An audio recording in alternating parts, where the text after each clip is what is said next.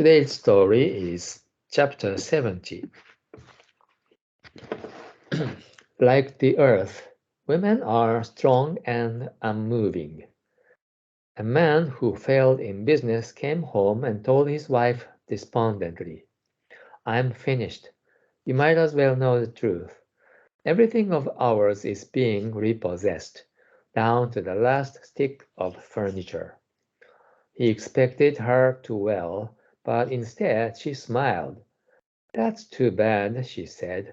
"But tell me, are you being taken away too?" "No, that won't happen," he said. "What about me?" "No, no, this has nothing to do with you. And our son, they won't touch him." "Then you're wrong, dear. We aren't losing everything.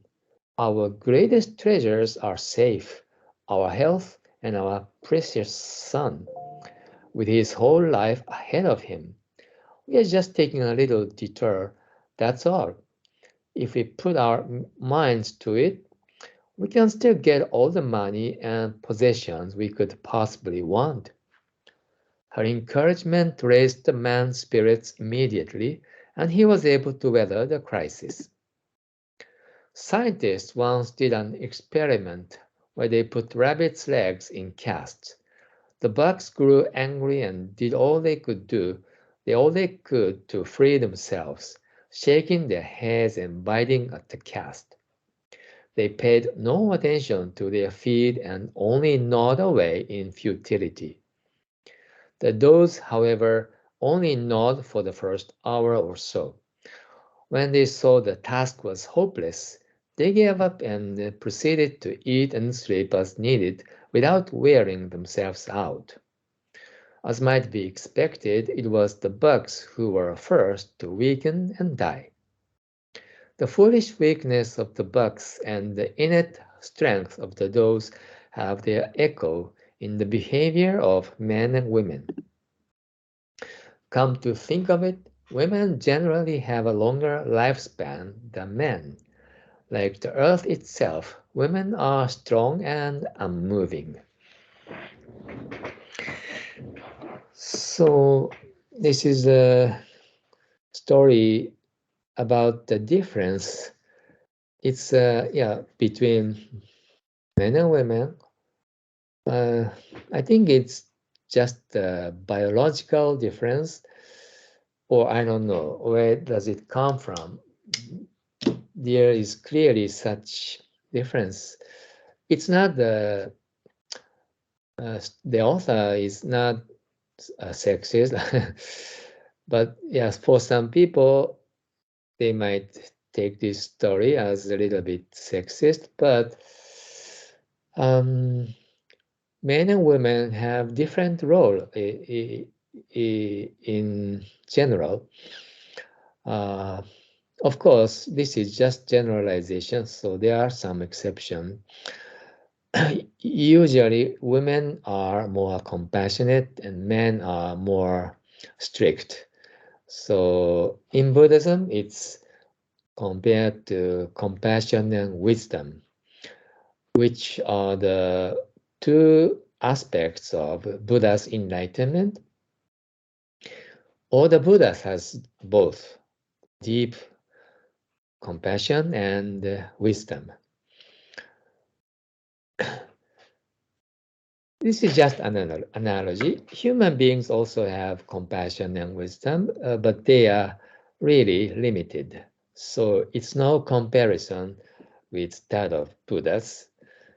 So in a family setting, mothers are usually more compassionate than fathers.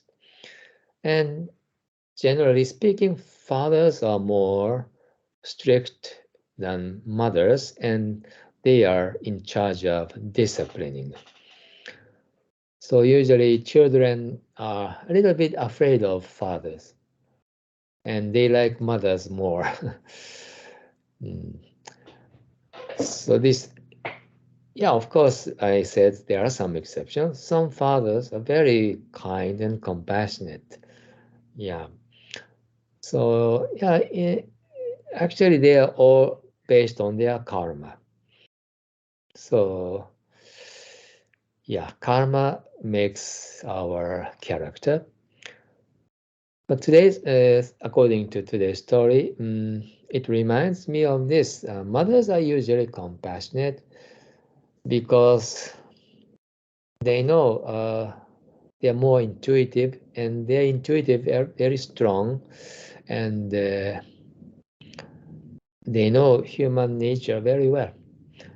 At the same, on the contrary, men's are maybe have more strong ego, and sometimes they might sacrifice their, like this rabbit, sacrifice their eating and sleeping for the sake of protecting their ego. This is foolish nature of human being. In my understanding, yeah, ego might be a little bit stronger in men. Of course, from Buddha's perspective, in all human beings, egos are very strong. In Buddhist terminology, ego is one of the six major blind passions, which is conceit. And there are seven types of conceit. One of them is obstinate conceit. Literally, we have very obstinate and stubborn nature. We don't want to yield and we don't want to admit our flaws. And we insist on our ideas and we stick on our way. As a result, we might shorten our lifespan like this rabbit or damage ourselves. So, in order to enjoy more well-being in this life, yeah, we should learn to be more flexible and follow our intuition more, like this toes in this story. And then uh, we can enjoy longevity and harmony in the community. So, yeah, we are so amazed by the strong power of women. Yeah, like the nature, the earth itself.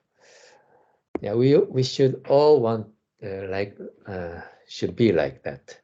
Uh, I think that's the message from the author. I don't know. That's what I think we can learn from this story. Okay, good job, everyone. That's all for today's afternoon and evening recitation meditation. Have a good evening and see you next time.